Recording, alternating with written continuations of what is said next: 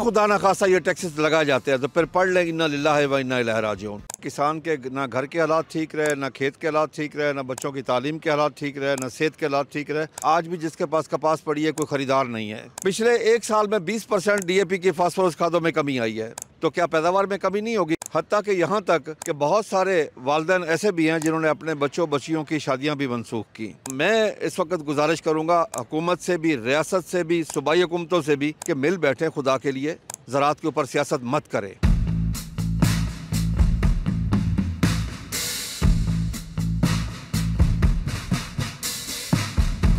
अस्सलाम वालेकुम नाज़रीन, मैं हूं रिज़वान आसिफ और आप देख रहे हैं एक्सप्रेस न्यूज़।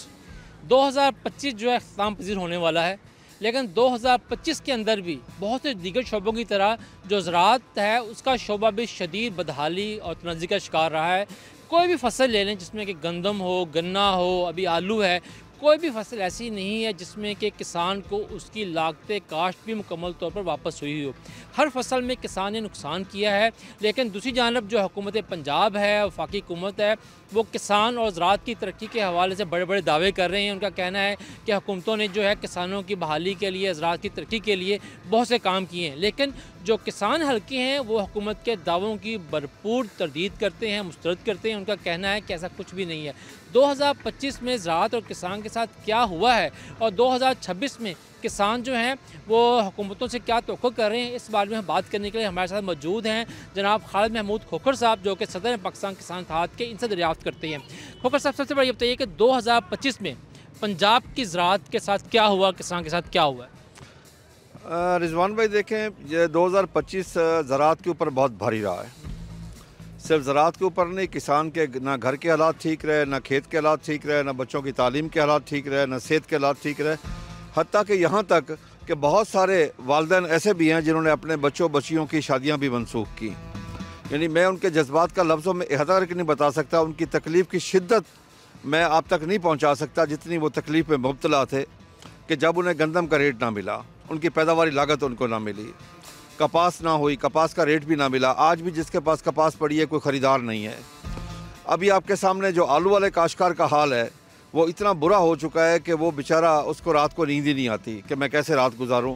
सुबह उठ के जब वो अपनी फसल को जा देखता है, बहुत सारे ऐसे काश्तकार जो हल चला रहे हैं उसके ऊपर, जिन्होंने बेहतर मुनाफा लेने के लिए जब एक जाली का रेट जो 60 किलो की होती है, जो उसका तकरीबन रेट था 2200 से लेकर 3000 रुपये तक, उसने स्टोर में रखा कि कल को मुनाफे के साथ में बेचूंगा, जो उसका हक था।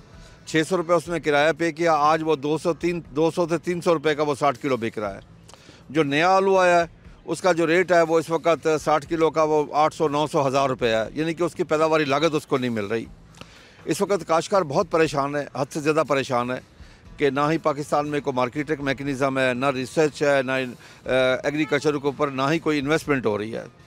जो हुकूमत अपनी तरफ से दावे कर रही है वो एक पीनट्स है कि अगर हमारा नुकसान हज़ारों अरब में हुआ तो वो 100 अरब रुपये खर्च करके वो चंद काश्तकारों को मिला, वो टारगेटेड सब्सिडी है। सब्सिडी भी नहीं है, बल्कि सॉरी मैं माज़रत के साथ कहूँगा, वो सब्सिडी नहीं है, वो है कि काश्तकार को किसान कार्ड के ज़रिए कर्जा देना जो 3, 4, 5 माह बाद वापस लेना है।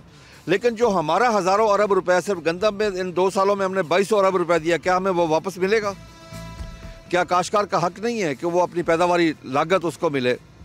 दुनिया क्या कर रही है ज़राअत के साथ? अगर हमारा दुश्मन मुल्क साथ इंडिया है, अगर उसको देखें तो वहाँ फ्यूचर मार्केटिंग है। जो अभी हमने 25 में गंदम काश की और 26 में हम हार्वेस्ट करेंगे, सेम वही पीरियड है इंडिया का, जबकि उन्होंने उसका जो रेट अनाउंस किया था वो अगस्त 2024 में किया था, यानी कि साल 1.5 साल पहले काश्तकार को रेट बता दिया था, ये काश्तकार तुम्हारी पैदावारी लागत होगी, ये रेट मिलेगा।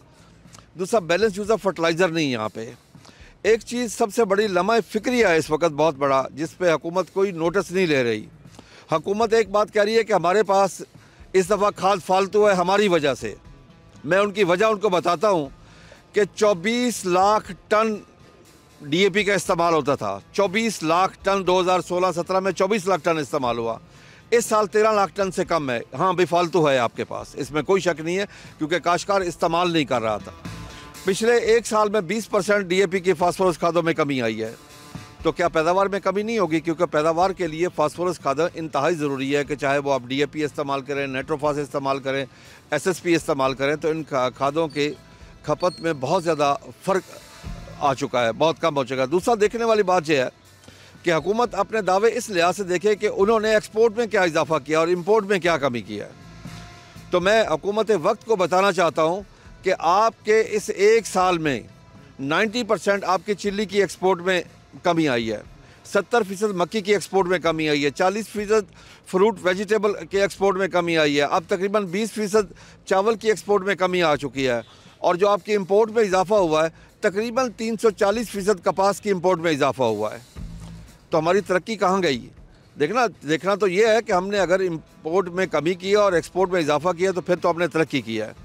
अगर आज हम गंदम इंपोर्ट करने के बारे में सोच रहे हैं तो मैं ये समझता हूँ, मैं एज ए काश्तकार तो शर्म महसूस करता हूँ। हुकूमत करे ना करे उसकी मर्ज़ी है, मेरे लिए लम्हा फ़िक्री है इस वक्त।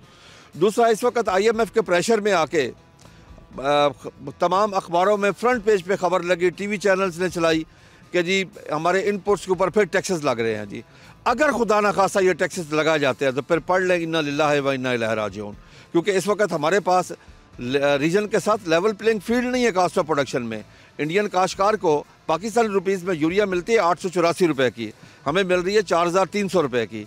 इंडियन काश्तकार को DAP पाकिस्तानी रुपीज़ में 4000 की मिल रही है, हमें मिल रही है 15000 रुपये की। इंडियन काश्तकार को डेली बिजली 10 घंटे इंडियन पंजाब में फ्री मिलती है, हमें 40 से 50 रुपये फी यूनिट मिल रहा है। वहाँ डीजल सब्सिडाइज है, पेस्टिसाइड सब्सिडाइज है। यहाँ काश्तकार की पैदावारी लागत तो बढ़ चुकी है। और दूसरी तरफ हुकूमत एक चीज़ करने में बड़ी खुश होती है कि जब हमने रोटी का रेट कम किया। भाई किसकी कीमत पे कम किया? ये मौशी कत्ल 2025 में किसका हुआ? खुदा की कसम ये काश्तकार का मौशी कत्ल हुआ है। और ये जो काश्तकार का मौशी कत्ल है, ये यकीन समझ लें कि ये पाकिस्तान की मईशत तबाही की तरफ चली जाएगी, क्योंकि फूड सिक्योरिटी ही दुनिया में नंबर 1 पे है।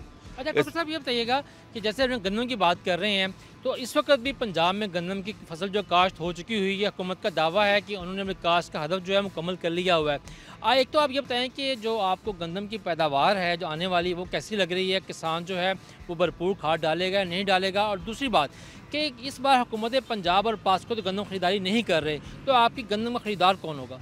पहली चीज़ तो यह है कि अगर हुकूमत कहती है कि टारगेट हमने अचीव किया, कतन नहीं, ये काश्तकार ने किया। और काश्तकार ने क्यों किया है कि काश्तकार को समझता है, काश्तकार खुद को समझता है कि वो नायब खुदा है, अल्लाह का दिया और रिज़्क़ ज़मीन का सीना चीर के अल्लाह की मखलूक तक पहुँचाता है। काश्तकार ने अपना वो फ़र्ज़ अदा किया जो अल्लाह तबारक व तआला ने उसके ज़िम्मे लगाया। काश्तकार ने ना हुकूमत के कहने पर ना किसी के कहने पर वो गंदम नहीं लगाई, खौफ खुदा की वजह से लगाई है, क्योंकि रिज़्क़ देने वाला मेरे अल्लाह की ज़ात है।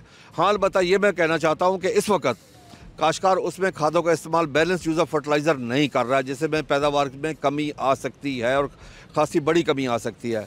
हुकूमत ने दोनों तबकों को नुकसान पहुंचाया जी, दोनों को, काश्तकार को भी और एंड कंज्यूमर को भी। आज हमसे ली गई 1900-2000 वाली गंदम अगर आज 4000 में बिक रही है तो हुकूमत की नाकामी है। फिर हुकूमत ने क्या वहाँ पे फतेह हासिल की कि काश्तकार को भी लूट लिया गया और एंड कंज्यूमर भी वही महंगे तरीन दामों में ख़रीद कर रहा है। अभी तो दिसंबर ख़त्म नहीं हुआ, जनवरी, फरवरी, मार्च 3 माह पड़े हैं। 3 माह में क्या हशर होने वाला है एंड कंज्यूमर का?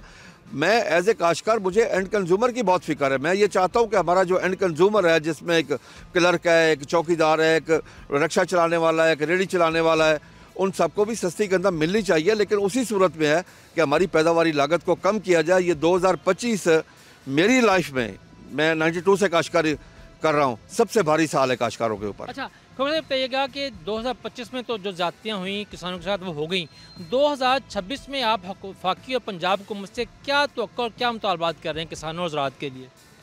देखें ना, हम एक चीज़ देख रहे हैं कि शहरी और देहाती की तकसीम कर दी गई है कि देहाती काश्तकारों से लूट कर शहरों में अपना वोट बैंक बढ़ाने के लिए सारा काम किया गया है कि सस्ती रोटी हो, आटा सस्ता हो। भाई आप अगर आपने डीरेगुलेशन की है तो डीरेगुलेशन में फिर आप रोटी आटे का रेट तय नहीं कर सकते, आप बैनुल-ज़िलाई बैनुल-सूबाई पाबंदी नहीं लगा सकते। कोई इंपोर्ट करे, एक्सपोर्ट करे, हम दुनिया का मुकाबला करने के लिए तैयार है। सिर्फ हमारे साथ यही सलूक किया जाए कि हमें बैलेंस यूज़ ऑफ फर्टिलाइज़र कर दी जाए। मुझे अगला साल कोई अच्छा ज़राअत के लिए अच्छा साल नज़र नहीं आ रहा। कपास नहीं काश्त होगी, ये मैं आपको आज बता के जा रहा हूँ। कपास वाला काश्तकार बिल्कुल मर चुका है। अब आलू वाला काश्तकार आपके सामने है कि इस वक्त रात को वो सो नहीं रहा, उसको नींद नहीं आ रही कि वो सुबह अपनी फसल के साथ क्या करेगा। एक लिमिटेड टाइम है जब उसने अपनी ज़मीन से उसको निकालना ही निकालना है। अब वो क्या कर रहा है कि ज़मीन से निकालने की बजाय उसी में वो हल चला रहा है इस वक्त। तो ज़राअत का मुझे अगला साल भी बेहतर नज़र नहीं आ रहा। इस पे तो मैं इस वक्त गुजारिश करूँगा हुकूमत से भी, रियासत से भी, सूबाई हुकूमतों से भी कि मिल बैठे खुदा के लिए, ज़राअत के ऊपर सियासत मत करें। पूरी दुनिया में कहीं भी ज़राअत के ऊपर सियासत नहीं की जाती।